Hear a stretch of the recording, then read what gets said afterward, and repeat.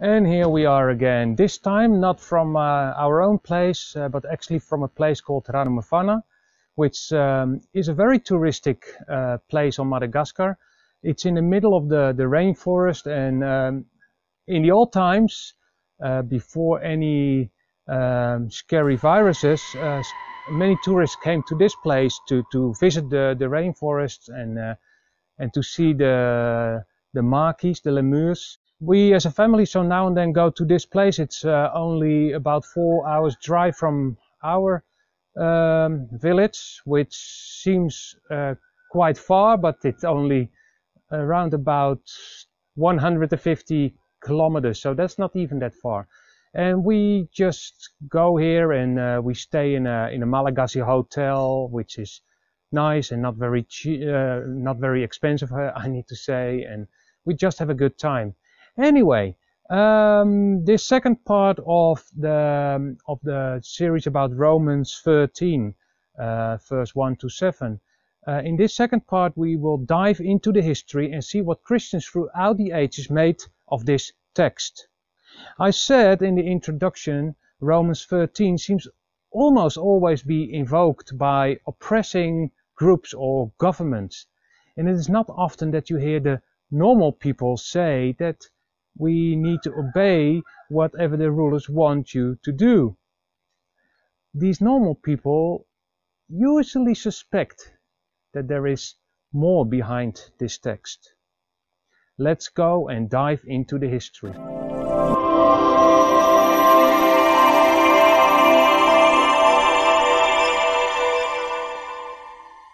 So when we look at the early church, we see a diverse reaction. Many early Christians expected the return of Christ pretty soon. You can see that in the many writings. It seems that many of them just laid low and tried to make the best out of life. Paul was writing to Christians, some of whom were Jews, in the capital of the Roman Empire, Rome. Claudius, the previous empire, had expelled the Jews from Rome a few years before because he viewed them as dangerous. We can see that in Acts 18 verse 2. You see, the Jews hated being under Roman rule. The Romans often viewed Christians as a Jewish sect, so that suspicion of revolution was always a concern in the minds of the rulers.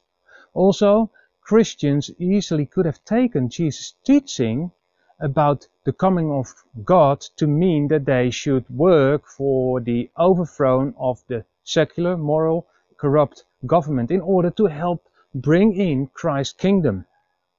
In fact, when Paul wrote Romans, Nero, one of the most evil rulers of all time, was on the throne.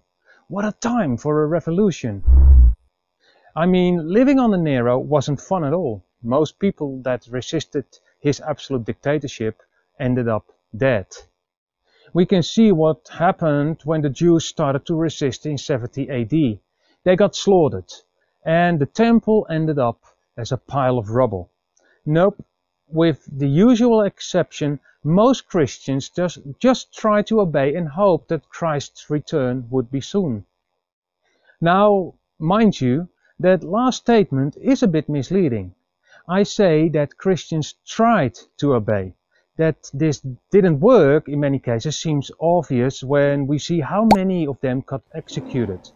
Sometimes we tend to think that you were just thrown in front of the wild animals for nothing, for no reason, but that is way too simplistic.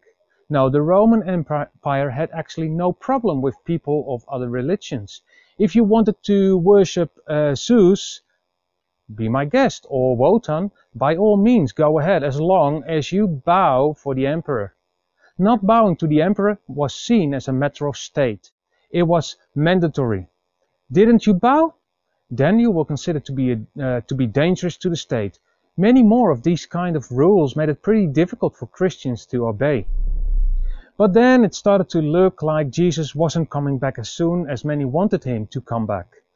So let's move on in time, and in the 4th century we see Emperor Constantine, who became the first emperor of who is said that he accepted Christ. Under him and Theodosius, we see that Christianity started to become the accepted religion. This meant that the church fathers had to develop what you call a theology of state.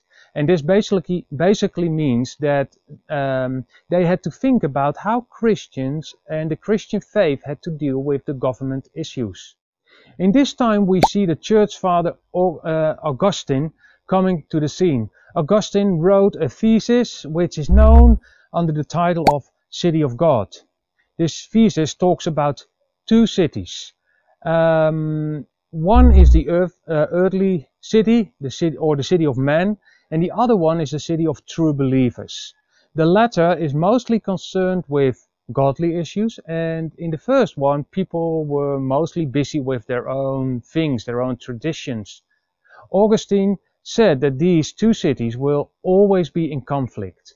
He explained that a righteous government could restrain the impulses of the city of man. Some say that August wasn't afraid to say that the city of God could even use violence to keep the city of man under control. Yeah, but that last statement is debated among scholars.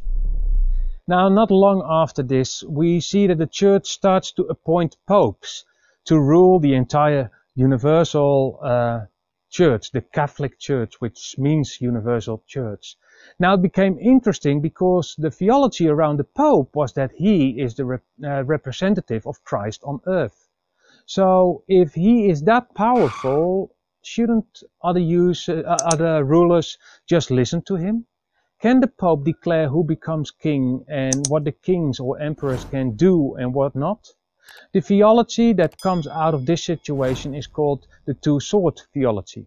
One sword is spiritual and the other is the natural sword. Both are from God, but the spiritual sword has more authority and can tell the other what to do. Well, you might imagine that this caused some trouble between rulers and the church. Okay, let's move on a few years more, and then we find a very smart man called Thomas Aquinas, who lived from 1225 till 1274. The man didn't become older than 49. I'm always a bit shocked when I do the calculations. Anyway, Aquinas was a pragmatic man. He was the one who came up with the idea of just war. You might have heard of it, just war. Oh, I would love to talk about this idea for a while, but no, I will restrain myself. Aquinas looked at the world and saw that there was a sort of universal law. Everything needs to listen to this one law. No, not this universal law, I mean. This law comes directly from God, and it talks about things like life, how we should treat one another, and things like property. However, next to these universal laws, that there are also laws that are being there because rulers put them in place. And many of these laws are obvious and righteous, like don't murder, don't steal, don't rape, lie, etc. So they seem to be okay. But Aquinas also sees some rules that are more or less relative. You know, they seem to be depending on the culture and time. And he says that these rules are not necessarily wrong, and the Christians shouldn't make too much fuss about them. In modern day Holland, in the Netherlands, we could say that, for example, the compulsory permit to build something is such a law. Personally, I wouldn't battle too much over this idea. On the other hand, there might be a government that gives some hideous law, a law that goes against the universal given law.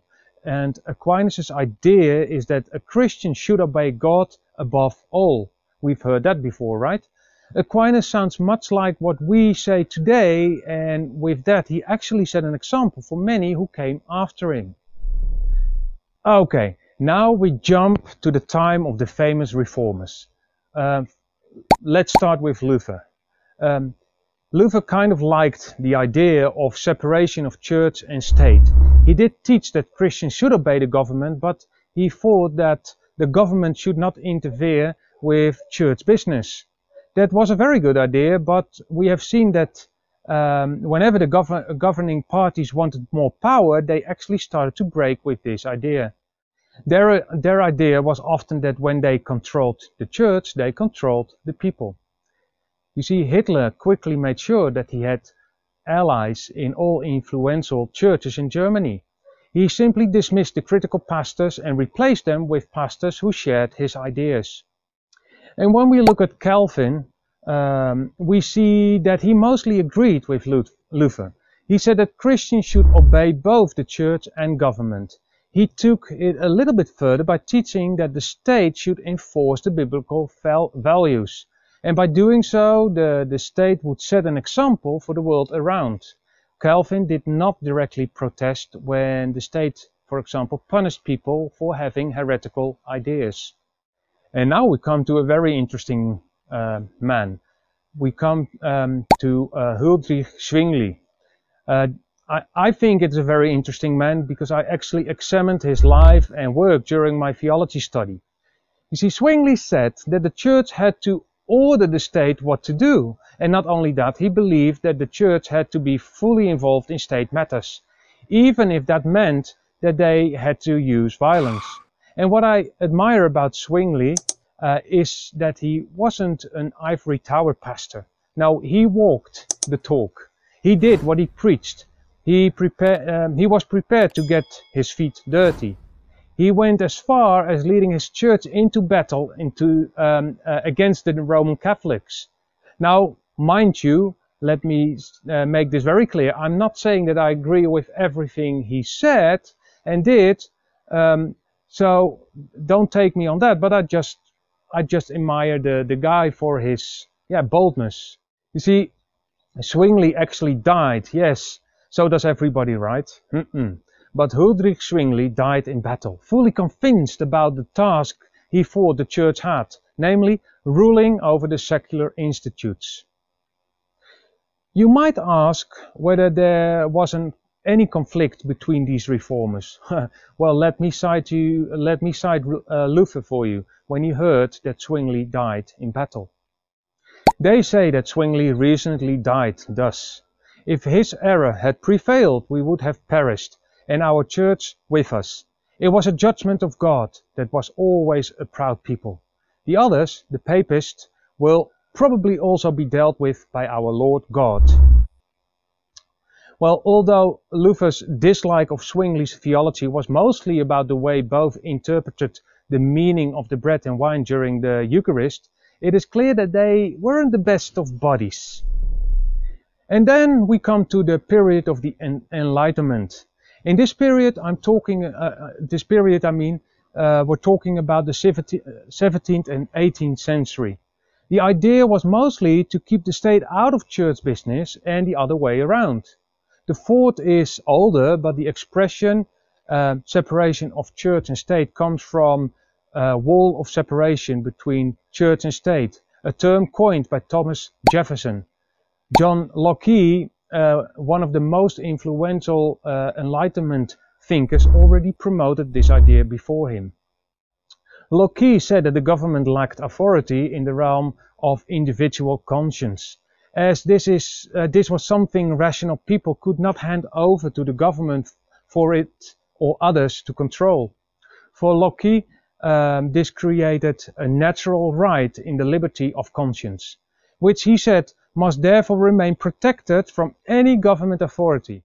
In other words, the separation was meant to protect the church. You see, people just didn't see the advantage of a state telling the Christians how to understand their theology. Still, the Christians believed that their faith could be influential in state affairs. But the role as law enforcer was to be a typical state matter. Only the state could use violence, and violence could not be induced by the church. The decision to use violence could never be on the shoulders of the one who had to carry it out. In other words, it is not the soldier that makes the decisions, but it is the soldier who carries the decision out, who carries it out.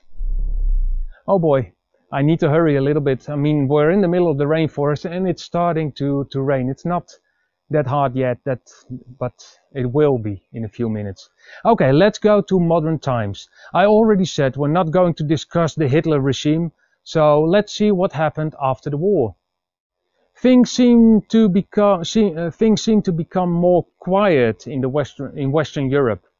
Well, not everywhere, of course. We still had the problem of East Germany, the Demokratische Deutsche Republik. There wasn't much democratic stuff going on there, and there was also the other dictators who all made life miserable for many people.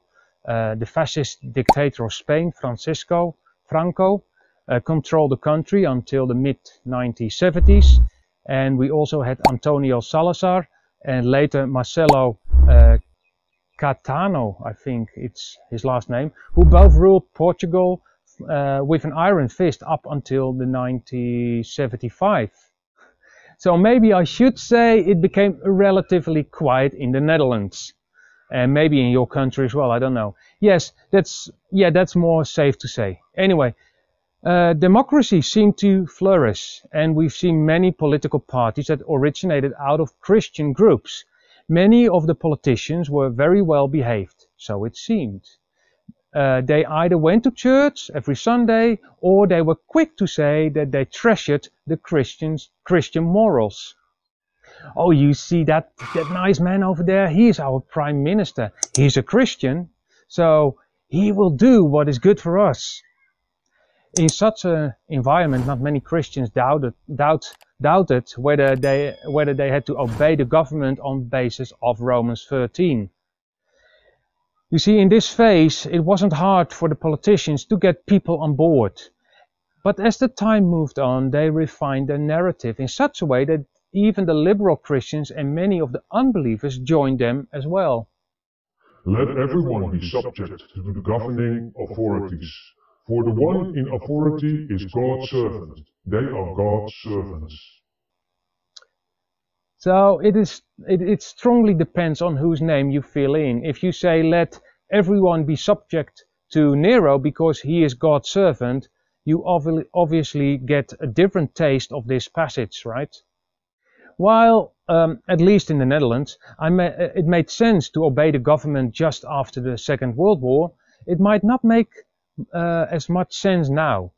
Of course, I know Christians who don't want to hear anything bad or doubtful about certain politicians. Why not? Well, isn't that clear? He's a Christian. Why else would he be a member of this or that party? Well, be that as it may, doesn't the Bible also teach us that we recognize the tree by its fruits? And going back to the introduction of this series, don't you think weird stuff is going on right now? Why would a politician of a Christian party want to take away certain basic rights? Why this talk about compulsory tests, vaccines and quarantines? Why pushing away politicians who try to investigate certain misunderstandings?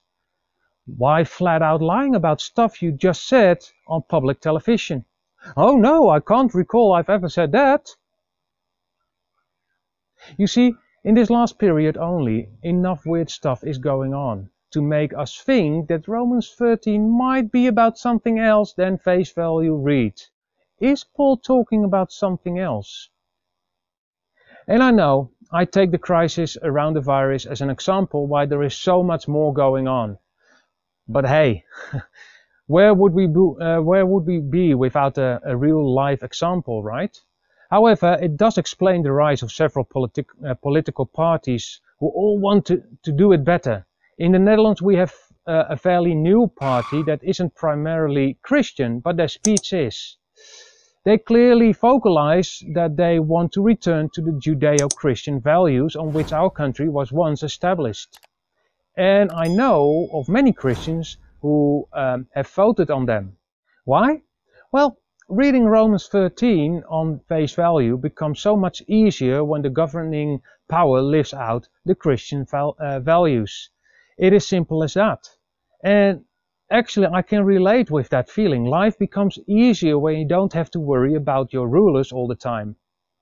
Hold on. I'm not saying that I agree or disagree with the idea of trying to get a ruling position so we can form a government that doesn't disturb our view on this passage. No, I merely try to give an outline about the things that are going on. Anyway, This was just an outline, a quick outline that is, of the history. And I hope you tasted a bit of how difficult it has been throughout the ages to interpret Romans 13. You see, we see Christians throughout the ages who have been defying the rules, and at the same time they tried to obey the rules. They tried to be compliant, but they didn't always succeed. You see, if you struggle with this passage, or maybe you never wrestled with it until now, don't think you're the only one. Many of the most smart people in history have wrestled with Paul's words. In other words, you are not strange by suspecting that there might be more going on than just the brick solid, straightforward read of this passage. Thank you for watching this video. You can give me a thumbs up if you liked it. You can also subscribe to my channel, or even better, follow me on Odysee. That way you will never miss a new video. You will find all the links in the description below.